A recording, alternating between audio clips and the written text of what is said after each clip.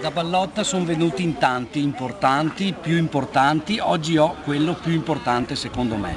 È stato qui Galileo, il Goethe, il D'Annunzio, però Mario Righini per me è uno dei personaggi più importanti che ho avuto a casa mia.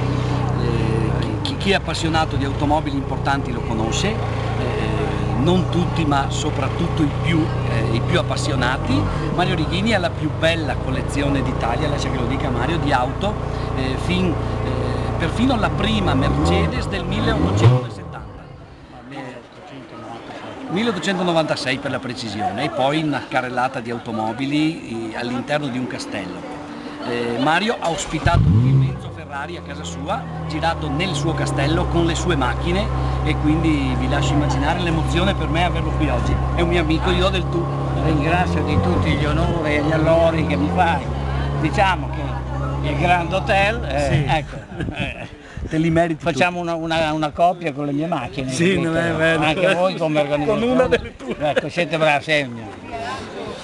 Ecco, Mario per fortuna ha capito che ci si può divertire anche alle terme, con un po' di relax, con un po' di piscina e di wellness, e quindi qualche volta, anche più di una volta all'anno, viene a trovarci. Vengo trovato perché da te ci sta bene. Grazie Mario. Veramente. Mi sembra di essere in Emilia perché voi veneti siete ospitali e insomma.